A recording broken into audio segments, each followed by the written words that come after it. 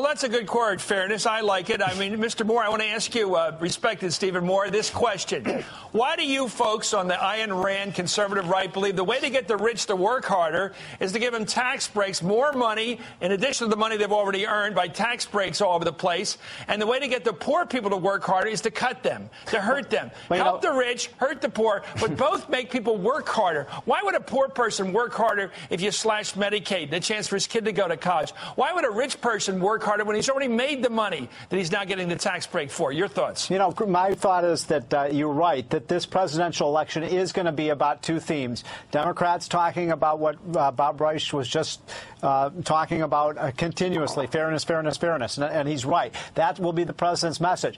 For Republicans to defeat that message and for Mitt Romney to win this race, he has to use the word that neither you nor Robert Reich nor Barack Obama has been using at all lately, and that is growth and prosperity. And I think that has to be the message, that the way to grow this economy is the way Reagan did it, get tax rates down. Is that what by the way, I want tax rates down for everybody, not just rich people. By the way, Bush was only known for one domestic achievement besides the war in Iraq, which most people didn't like. The one thing he did at home was cut taxes. That's right. That gave us what we got in 2008 and 2009. Well, why wouldn't it do it? Why do you say it's the road to prosperity when it was the road to doom? Well, wait a minute. What it was under W. Chris, you could make the same argument about Bill Clinton's tax increases, that those caused doom by 2009 and 10 when the by 1999 and 2000. Most people remember the Clinton area is very positive. The stock market it did. Look, we cut the tax rates in 2003. In 2003, 4, 5, 6, and 7, we had a very, very healthy economy. Then the economy crashed because of the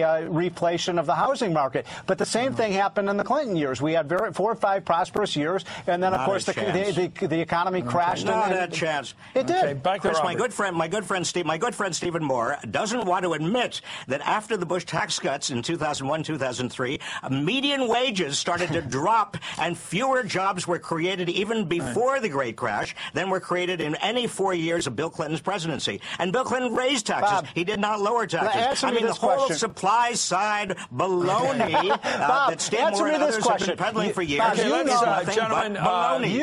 You know that on April 1st, the United States became the highest corporate tax rate nation in the world. And now, if we do the Buffett rule, we'll have a 30% capital gains. That will bring us to the let me just tell you about that, Steve. Can we compete? We're this the only country in the world that everybody wants to come to. Well, can we compete with the highest tax rates? You're talking down America. Let me tell you, this is the only country where everybody tries to get to. We don't put walls to keep people. No, I agree. I agree. Okay, so stop talking us down. This country works. I never do that, Chris. Paul Ryan, well, you just did. This morning, Paul Ryan took a swipe at the Buffett rule. Fairness, he doesn't like it. Let's listen to what he said. I think it was on Morning Joe. I think people think the Buffett rule is sort of budget pixie dust, that if we just do this, we're going to fix our fiscal problems. No, Number one, it pays for about 6% of the president's proposed deficit spending. Number two, it represents a huge tax increase on job creators.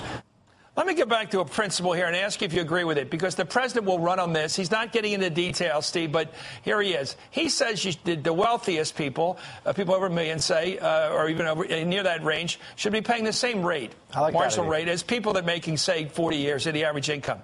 What's wrong with that principle? I love that principle. Chris, for the 25 years I've been involved in policy, I've been a strong advocate of a flat tax, a single rate with no tax deductions, no loopholes. So, you know, Warren Buffett, if he makes 100 times more money than someone else, he pays 100 times more tax. Why can't we have a simple, no loophole, flat rate, low rate tax system that will make America competitive? I'm not talking down America. You cut me, I bleed red, white, and blue. I just want America to have a fair advantage in the global markets. But why I don't think we're going to have that with okay, we're going to have a vote. We're going to have a vote in the United States Senate. So you're predicting, just a moment, you're predicting, Stephen Moore, here on this program, that the Republican minority in the United States Senate will support the Buffett rule. They will not, because it raises the tax rate to 30%. We got to bring our rates down for growth, not up.